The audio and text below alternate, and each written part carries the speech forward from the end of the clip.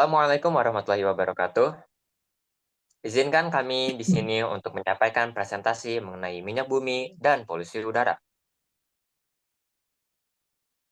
Berikut adalah list anggota kelompok kami. Ya, perkenalkan nama saya Hafiz Fauzi Widiatmoko dari absen 14. Saya Lunaraya Zenitra Halal Hudaya dari absen 18. Saya Muhammad Hafid Erzal Friansyah dari absen 22. Yang pertama ada minyak bumi.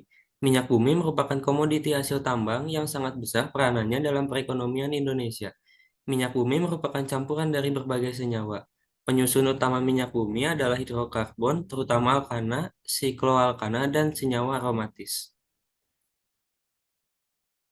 Salah satu teori terjadinya minyak bumi adalah teori duplex.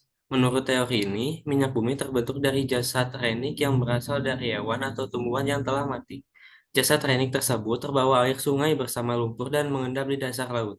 Akibat pengaruh waktu yang mencapai ribuan bahkan jutaan tahun, temperatur tinggi, dan tekanan oleh lapisan di atasnya, jasad renik berubah menjadi bintik-bintik dan gelembung minyak atau gas.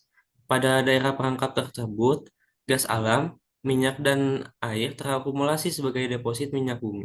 Rongga bagian atas merupakan gas alam, sedangkan cairan minyak mengambang di atas deposit air. Komposisi minyak bumi. Yang pertama, hidrokarbon 90-99%, alifatik jenuh, aromatik, dan sikloalkana. Yang kedua, belerang 0,7-7%, tioalkana, dan alkanatiol. Yang ketiga, nitrogen 0,01-0,9%, pirol C4H5N. Yang keempat, oksigen 0,01-0,4%, asam karbosilat. Yang kelima, organologam, sangat kecil, logam nikel. Dan selanjutnya adalah minyak mentah atau crude oil. Berwujud cairan kental berwarna hitam yang belum dapat dimanfaatkan. Agar dapat dimanfaatkan, minyak bumi harus mengalami proses pengolahan terlebih dahulu, yaitu ada pengolahan tahap pertama yaitu fraksi pertama, fraksi kedua, fraksi ketiga, fraksi keempat, dan fraksi kelima. Dan ada pengolahan tahap kedua yaitu perengkahan atau cracking, proses ekstrasi, proses kristalisasi, dan pembersihan dari kontaminasi atau treating. Nah, ini adalah pengolahan tahap pertama, yaitu adalah fraksi pertama menghasilkan gas yang pada akhirnya dicairkan kembali dan dikenal dengan nama LPG atau liquid liquefied petroleum gas. Fraksi kedua disebut nafta atau gas bumi. Nafta tidak dapat langsung digunakan, tetapi diolah lebih lanjut pada tahap kedua menjadi bensin atau premium atau bahan petrokimia yang lain. Fraksi ketiga atau fraksi tengah. Selanjutnya dibuat menjadi kerosin atau minyak tanah dan aftur atau bahan bakar soket. Fraksi keempat sering disebut solar yang digunakan bahan bakar mesin diesel. Fraksi kelima ada disebut juga residu yang berisi hidrokarbon, rantai panjang, dan dapat diolah lebih lanjut pada tahap kedua menjadi berbagai senyawa karbon lainnya, serta sisanya sebagai aspal dan lilin. Dan ada pengolahan tahap kedua yaitu perengkahan atau cracking. Pada proses perengkahan, dilakukan perubahan struktur kimia senyawa-senyawa hidrokarbon yang meliputi pemecahan rantai, al- alkilasi, pembentukan alkil, polimerisasi, penggabungan rantai karbon, reformasi, perubahan struktur, dan isomerisasi, perubahan isomer.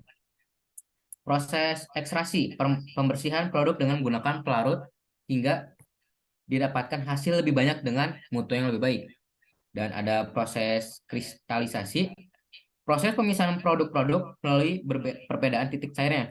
Contohnya, dari pemurnian solar melalui proses pendinginan, penekanan, dan penyaringan akan diperoleh produk sampingan lilin. Ada pembersihan dari kontaminasi atau treating. Pada proses pengolahan tahap pertama dan tahap kedua sering terjadi kontaminasi atau pengotoran. Kotoran-kotoran ini harus dibersihkan dengan cara menambahkan soda kaustik atau NaOH, tanah liat, atau proses hidrogenisasi.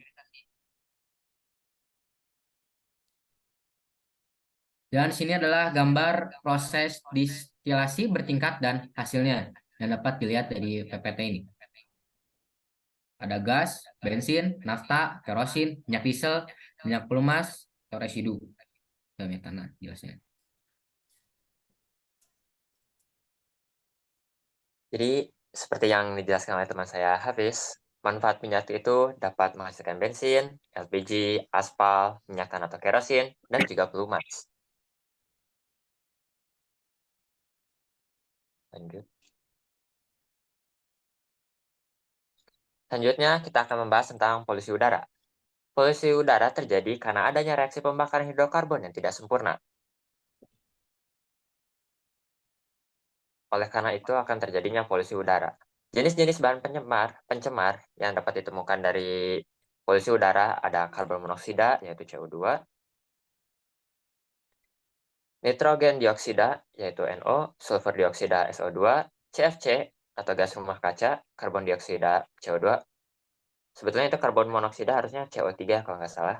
Terus ada ozon, O3, benda partikulat, yaitu PM, timah, PB, dan hidrokarbon, yaitu HC. Pencemaran udara juga memiliki dampak terhadap kesehatan, diantaranya adalah gangguan saluran pernafasan, penyakit jantung, kanker berbagai organ tubuh, gangguan reproduksi, dan hipertensi atau tekanan darah tinggi. Sekian yang kami sampaikan, semoga Bermanfaat. apa yang kami sampaikan ya bermanfaat bagi kalian semua. Dan mohon maaf apabila ada salah-salah dari kami dalam menyampaikan materinya. Sekian dari kami. Wassalamualaikum warahmatullahi Warahmatullahi wabarakatuh. wabarakatuh.